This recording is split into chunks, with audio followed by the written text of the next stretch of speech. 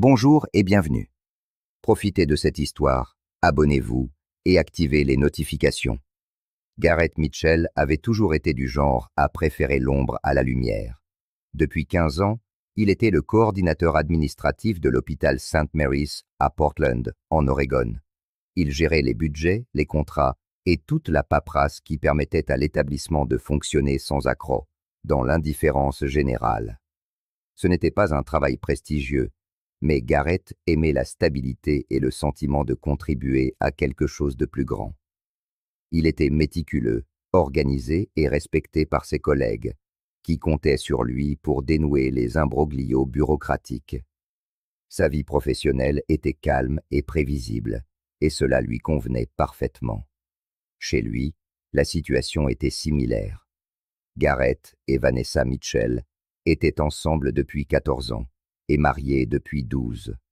Elle aussi travaillait dans le même hôpital, où elle avait commencé comme assistante administrative avant de gravir les échelons jusqu'au poste de directrice des opérations.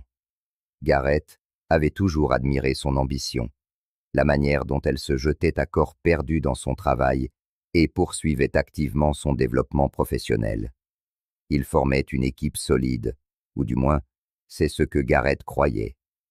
Ils partageaient les responsabilités, parlaient de l'avenir et rêvaient ensemble. Ils n'avaient pas d'enfants, une décision mûrement réfléchie pour se concentrer sur leur carrière et profiter de la liberté qui en découlait. La vie était simple, confortable et semblait sur la bonne voie.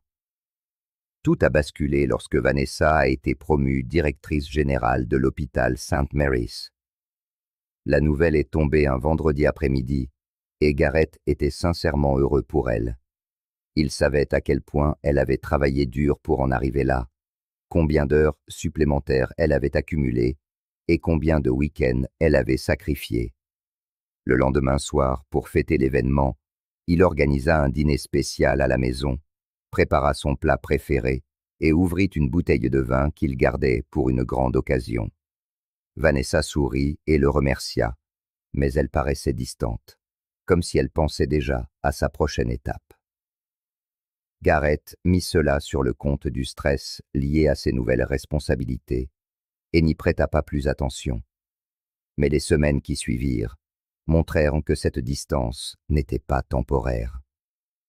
Vanessa se mit à changer de manière subtile, mais perceptible.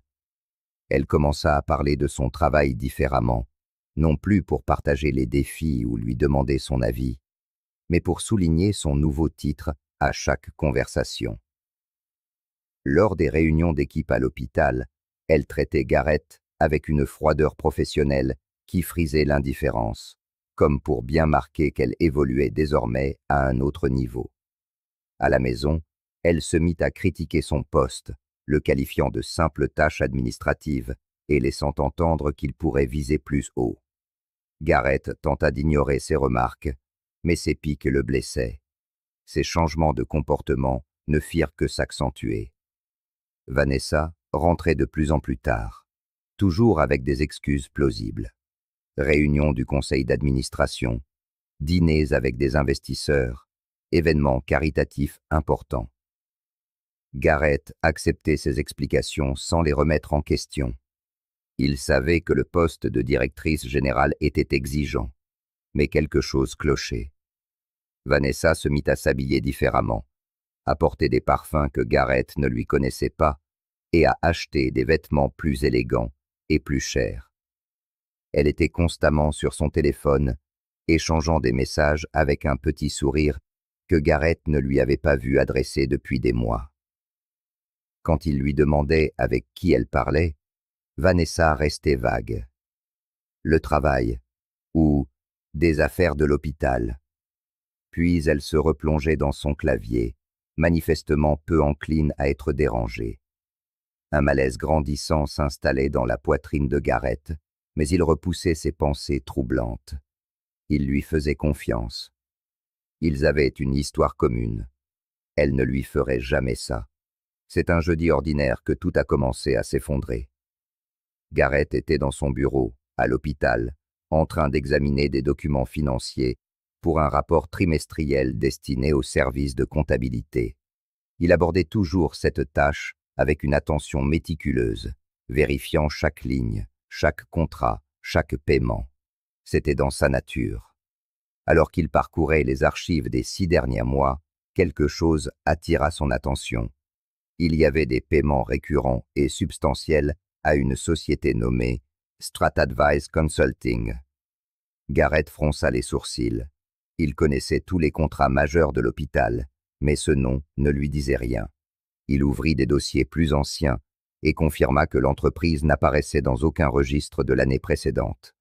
Les paiements avaient commencé exactement 3 mois après la promotion de Vanessa. Chaque versement s'élevait à 15 000 $, pour un total de 90 000 $ à ce jour. La justification dans les documents était vague. Conseil stratégique pour l'optimisation des processus administratifs. Un frisson lui parcourut l'échine. Rien de tout cela n'avait de sens. Des contrats de conseil de cette envergure nécessitaient l'approbation du conseil d'administration, et il n'avait jamais vu passer le moindre document officiel à ce sujet. Il ouvrit son navigateur et chercha StratAdvice Consulting.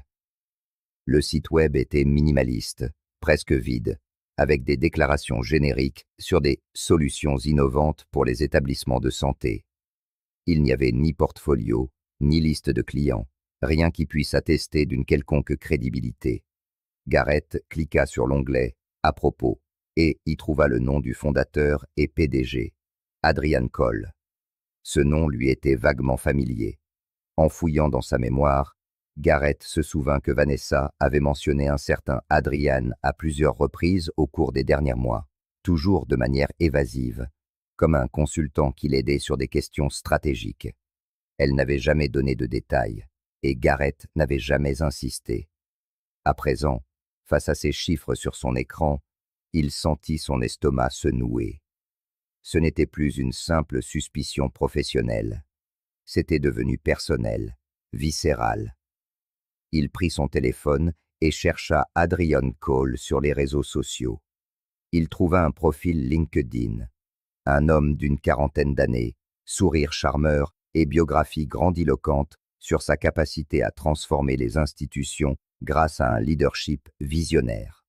En regardant cette photo, Garrett sentit la colère monter.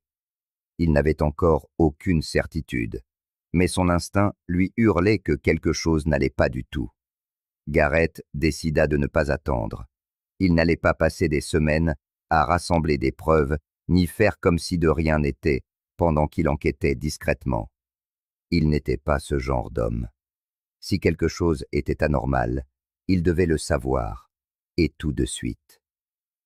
Il regarda l'heure. 15h30.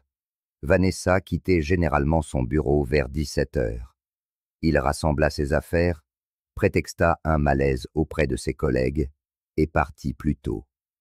Mais au lieu de rentrer chez lui, Garrett se gara de l'autre côté de la rue, à un endroit d'où il pouvait observer l'entrée du bâtiment administratif de l'hôpital sans être vu. Un instant, il se sentit ridicule, comme dans ces mauvais films qu'il aimait critiquer. Mais ce sentiment fut vite remplacé par une froide détermination. Il devait connaître la vérité. Garrett attendit, les yeux rivés sur la porte. À 17h15, Vanessa sortit du bâtiment. Elle était au téléphone et riait de quelque chose que son interlocuteur venait de dire. Garrett la regarda se diriger vers le parking. Mais au lieu de rejoindre sa propre voiture, elle s'approcha d'une berline noire qu'il ne reconnaissait pas. La portière du conducteur s'ouvrit et un homme en sortit. Même de loin, Garrett reconnut le visage de la photo LinkedIn. Adrian Cole. Garrett observa Vanessa enlacer Adrian d'une manière qui ne laissait aucune place au doute. Ce n'était pas une étreinte professionnelle ou cordiale. C'était une étreinte intime, prolongée. Ils montèrent dans la voiture et quittèrent le parking. Garrett les suivit, gardant une distance de sécurité, le cœur battant à tout rompre. Ils roulèrent une quinzaine de minutes jusqu'à un hôtel bien connu de la région, le Cascade Inn. Gareth se gara et les regarda entrer ensemble dans le hall, parlant à voix basse, leurs mains se frôlant. Discrètement, il prit quelques photos avec son téléphone pendant qu'ils avançaient.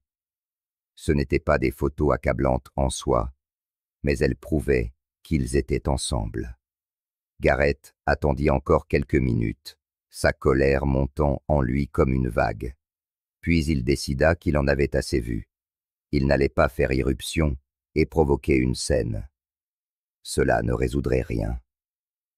Gareth redémarra sa voiture et rentra chez lui, l'esprit tournant à plein régime.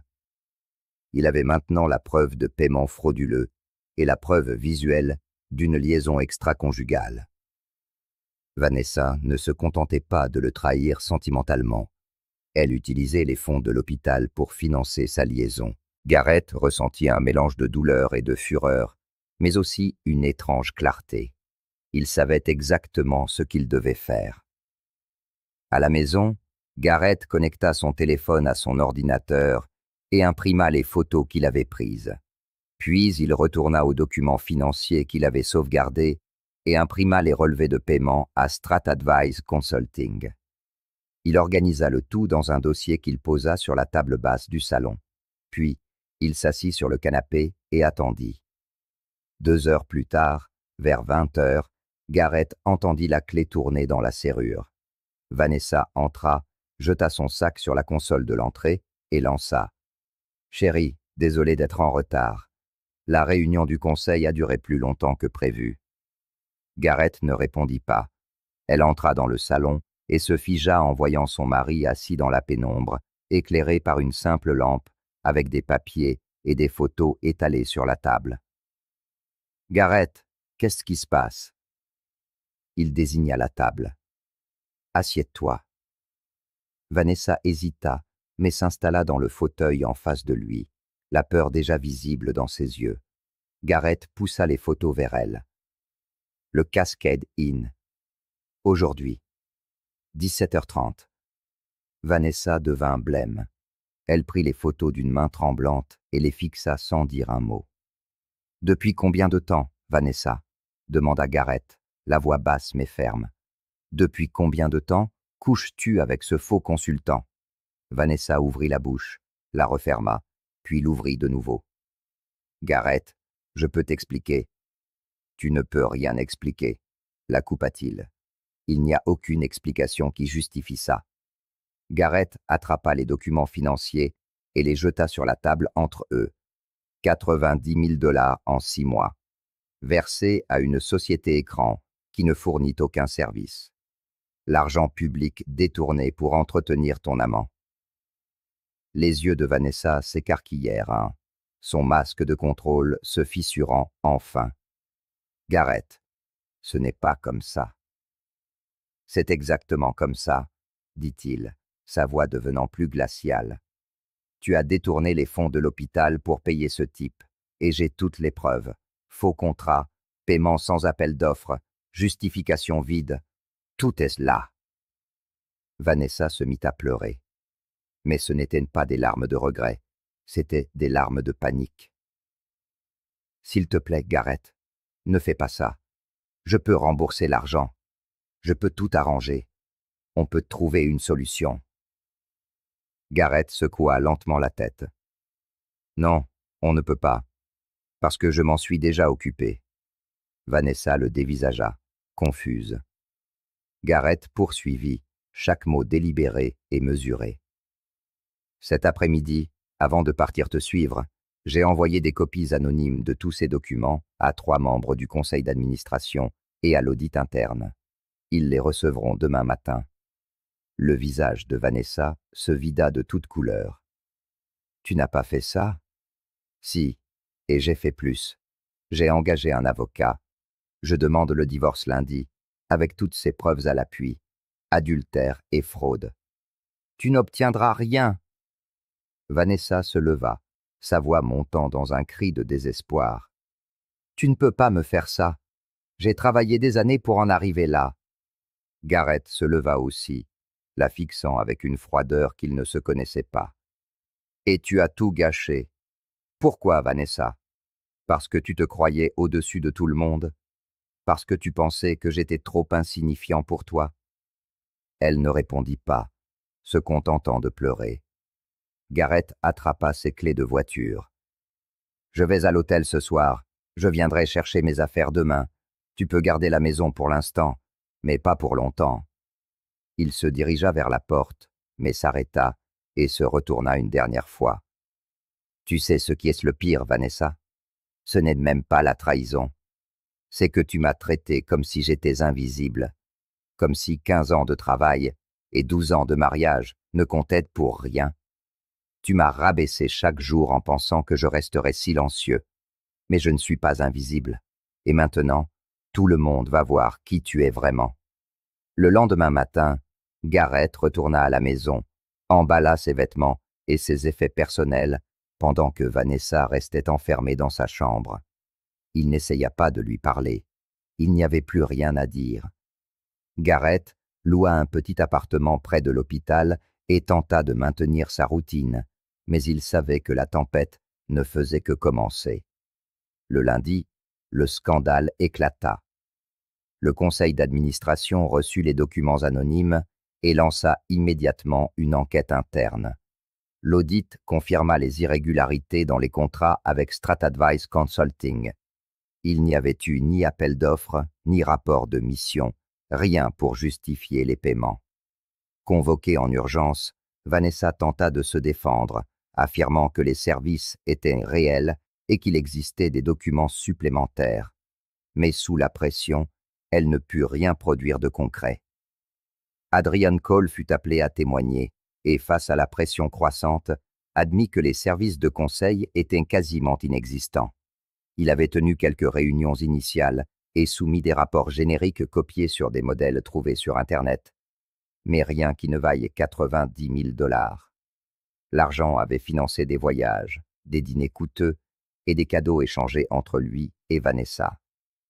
Adrian était également marié, et lorsque sa femme découvrit l'affaire grâce à l'enquête de l'hôpital, elle s'effondra. Elle contacta Gareth pour comprendre ce qui s'était passé, et ils échangèrent des informations, chacun faisant face à sa propre douleur et à sa propre trahison. L'enquête se transforma rapidement en scandale public. Les médias locaux s'emparèrent de l'histoire.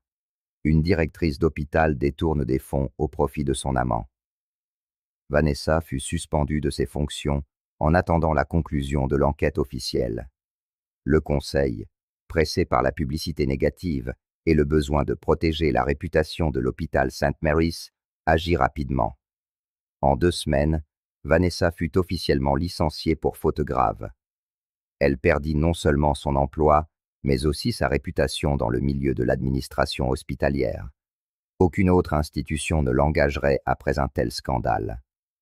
Adrian Cole perdit les contrats qu'il avait encore avec d'autres entreprises et vit son mariage voler en éclats. Sa femme demanda le divorce et la garde exclusive de leurs 2 enfants, citant l'adultère et la fraude comme preuve d'un caractère incompatible avec celui d'un père impliqué. Adrian tenta de refaire sa carrière dans une autre ville, mais la tâche sur sa réputation le suivit. Gareth, lui, continua à travailler à l'hôpital St. Mary's. Au début, il y eut un certain malaise et des messes basses dans les couloirs, mais bientôt, la perception des faits changea. Les gens commencèrent à voir Gareth non plus comme la victime pathétique d'une trahison, mais comme l'homme qui avait eu le courage de dénoncer un système de corruption qui nuisait à l'institution. Des collègues qui le remarquaient à peine auparavant le saluaient désormais avec respect. Le nouveau directeur général, engagé après le départ de Vanessa, tint à remercier publiquement Gareth pour son intégrité. La procédure de divorce fut rapide et favorable à Gareth. Avec des preuves claires d'adultère et de fraude, Vanessa ne put contester les termes proposés. Gareth conserva la plupart des biens du couple, y compris la maison, tandis que Vanessa dut couvrir les frais de justice et faire face à d'éventuelles poursuites civiles de la part de l'hôpital pour le remboursement des fonds détournés. Elle tenta de contacter Gareth à quelques reprises, lui envoyant des messages d'excuses, affirmant qu'elle avait fait une terrible erreur et qu'elle voulait une chance de tout arranger. Gareth ne répondit pas. Il n'y avait plus rien entre eux. La femme qu'il avait aimée, ou cru aimer, n'avait jamais vraiment existé. La Vanessa qu'il avait connue était une illusion. La vraie personne était capable de trahison, de mensonge et de vol sans la moindre hésitation. Gareth ne ressentait plus de colère. Il ne sentait qu'un vide, là où se trouvait autrefois l'affection, et une détermination nouvelle à reconstruire sa vie, loin de cette toxicité. Quelques mois plus tard, alors que Gareth était dans son appartement, en train de trier ses finances, un numéro inconnu l'appela. Il hésita, puis décrocha. C'était un chasseur de tête de Seattle, qui lui proposait un poste de directeur financier dans un grand hôpital privé. Quelqu'un avait recommandé Gareth, vantant son éthique irréprochable et sa compétence administrative. Pour la première fois depuis des mois, Gareth sourit. Il accepta de passer les entretiens. Il obtint le poste. 6 mois après le scandale, Gareth déménagea à Seattle, commença un nouveau travail avec un salaire nettement plus élevé et, pour la première fois depuis des années, se sentit maître de sa propre vie. Il ne se lança pas tout de suite dans une nouvelle relation. Il avait besoin de temps pour guérir, pour découvrir qui il était en dehors de ce mariage qui avait défini une grande partie de sa vie d'adulte. Mais peu à peu, Gareth recommença à sortir avec des amis, à rencontrer de nouvelles personnes, à redécouvrir des passions qu'il avait abandonnées. Il se remit à la guitare, un instrument qu'il aimait dans sa jeunesse. Il se mit à la randonnée le week-end, explorant les paysages du nord-ouest Pacifique. Il se sentait vivant comme il ne l'avait pas été depuis des années. Pendant ce temps, Vanessa luttait pour garder la tête hors de l'eau. Sans emploi, sans réputation, sans le mariage qu'elle avait méprisé, elle fut contrainte d'accepter des postes administratifs dans de petites entreprises, pour une fraction de son ancien salaire. Ses amis et collègues prirent leur distance, ne voulant aucune association avec le scandale. Elle tenta de repartir à zéro dans une autre ville, mais Internet a la mémoire longue, et chaque fois que quelqu'un cherchait son nom, l'histoire refaisait surface. Adrian Cole, lui aussi, fit face aux conséquences. Il perdit la garde partagée de ses enfants, qui lui adressaient à peine la parole, honteux du comportement de leur père. Il vendait des assurances par téléphone, un travail qu'il détestait, mais c'était le seul qu'il avait pu trouver après la destruction de sa réputation professionnelle. 1 an après la confrontation de cette nuit fatidique, Gareth dînait dans un restaurant de Seattle avec des collègues de son nouveau travail lorsque son téléphone vibra. C'était un message de Vanessa. Il faillit le supprimer sans le lire, mais la curiosité l'emporta.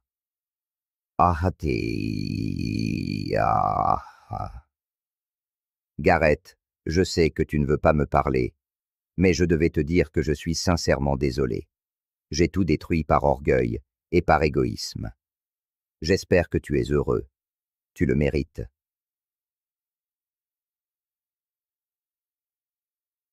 Gareth lut le message 2 fois, mais ne répondit pas.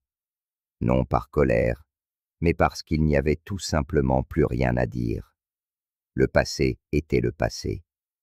Vanessa devrait vivre avec les choix qu'elle avait faits, tout comme lui vivait avec les siens. Mais les choix de Gareth l'avaient fait avancer vers une vie meilleure et plus authentique. Les choix de Vanessa l'avaient laissé piégée dans les ruines de ce qu'elle avait elle-même détruit. Gareth remit son téléphone dans sa poche, se tourna vers ses collègues et reprit la conversation, riant à une plaisanterie. Il ne pensait plus à Vanessa tous les jours. Il ne ressentait plus la douleur aiguë de la trahison. Ce qu'il ressentait, c'était une paix tranquille, la certitude d'avoir fait ce qu'il fallait, de s'être défendu quand c'était nécessaire et d'en être sorti plus fort. Gareth Mitchell n'était plus l'homme invisible travaillant en coulisses, acceptant d'être diminué. C'était quelqu'un qui connaissait sa propre valeur et n'avait pas peur de l'exiger. Et au final, c'était là la plus belle des vengeances. Merci d'avoir regardé cette vidéo. Si elle vous a plu, n'oubliez pas de vous abonner à la chaîne et d'activer les notifications pour ne manquer aucune nouveauté. À la prochaine fois.